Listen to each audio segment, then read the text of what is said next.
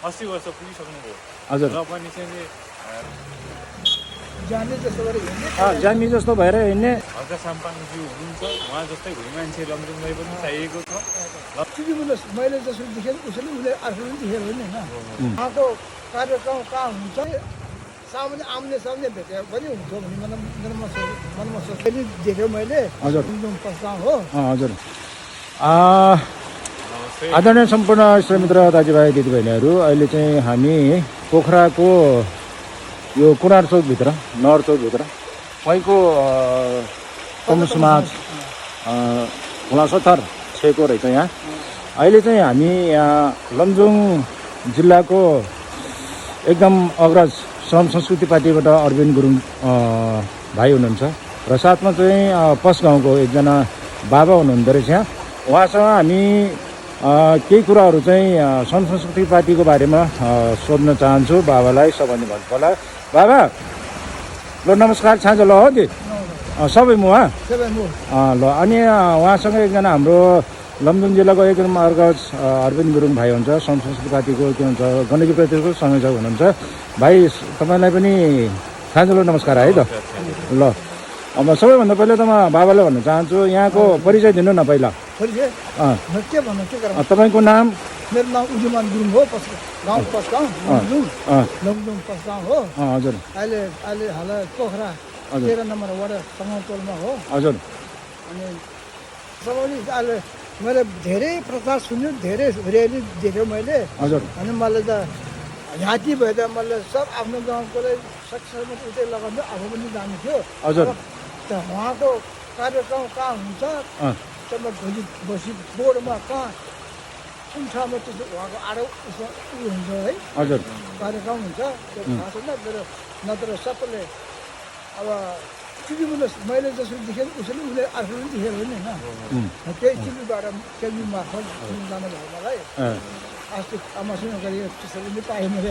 हजुर लगाएको छैन। ए किन मन परेको त तपाईँलाई हर्क साम्बाङलाई? हर्कसम्म त्यो उसको भाषणैबाट मन पऱ्यो। भाषणबाट मन पर्यो है, उसको नीति सिद्धान्त मेनिफेस्टोबाट। कहिले त्यो काम गर्ने जामी जस्तो भएर हिँड्ने, जनतासँग हिँड्ने होइन, कुटो कोदालो लिएर हिँड्ने, गैँती बेल्चा लिएर हिँड्ने, काम गरेर हिँड्ने नेता होइन हो। तपाईँले चाहिँ टिभीबाट मोबाइलबाट हेरेर तपाईँले उहाँलाई चिन्नुभयो, जान्नुभयो है त?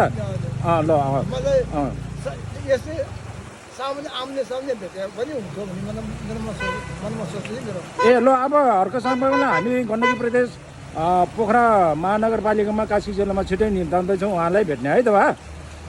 हुन्छ। भोट चाहिँ केमा हाल्ने रे अब तपाईँले?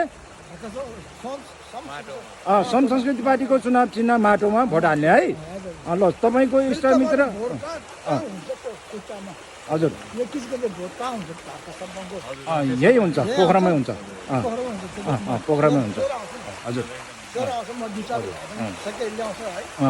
कति वर्ष भयो रे दाइ तपाईँ? म त धेरै भयो अन्तिम भयो। अब काम गर्नु दिनभरि 80 हो मेरो।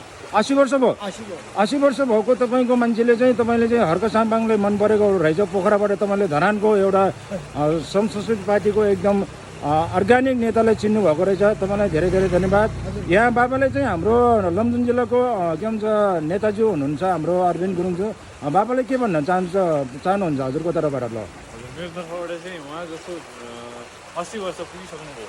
हजुर र पनि चाहिँ माटोलाई माया गर्नुहुन्छ आजको हजुर है। हजुर तपाईँको 80 वर्ष पुगिसक्दाखेरि नि राजनीति के हो भनेर चिन्नु भएको कि उहाँले हजुर होइन। अहिलेको चाहिँ नयाँ भनाउँदाहरूले किन चिनिँदैन? एमसिसी के हो, आत्मघाती सम्झौता के हो भनेर किन चिनिँदैन? हजुर उहाँ चाहिँ नि 80 वर्ष पुगिसकेका चाहिँ अङ्कलले चिनिसक्यो। हजुर र अब देशलाई चाहिँ श्रममय बनाउनु पर्छ र श्रम नगरिकन चाहिँ देश अगाडि बढ्दैन। भावी चाहिँ नि पुस्ताको लागि चाहिँ हामीले दुःख गर्नुपर्छ भन्ने किन चाहिँ हाम्रो जनताहरूले बुझेको छैन। उहाँ चाहिँ अङ्कलले बुझिसक्नुभयो। त्यही कारणले प्रत्येक नेपालीहरू बुझ्नुहोस्, अब पनि बुझ्ने दिन आउने छैन। हर्का साम्पाङज्यू हुनुहुन्छ, उहाँ जस्तै भुइँ मान्छे लमजुङलाई पनि चाहिएको छ। लमजुङको प्रत्येक वडा र पालिकामा चाहिएको छ। त्यही कारणले तपाईँहरू एकचोटि विचार गरिदिनु, हाम्रोलाई होइन राम्रोलाई चाहिँ स्वार्थ र सपोर्ट गरिदिनु। धन्यवाद अरविन्द भाइलाई। यहाँ बाबाको आशीर्वाद लागोस् तपाईँलाई है। हामी माटेपानी पहिको तमु समाज खोला सुतार 6को समाजको प्राङ्गणमा हामी अहिले छौँ। यहाँहरू सम्पूर्ण आदरणीय सम्पूर्ण श्रोमित्रहरूलाई फेरि आउने बाचा गर्दै अहिलेलाई चाहिँ म ओझेल पर्न चाहन्छु। छाँगलो जय माटो जय देश, जय माटो जय देश। ल जय माटो भनौँ ल जय माटो ल ल धन्यवाद।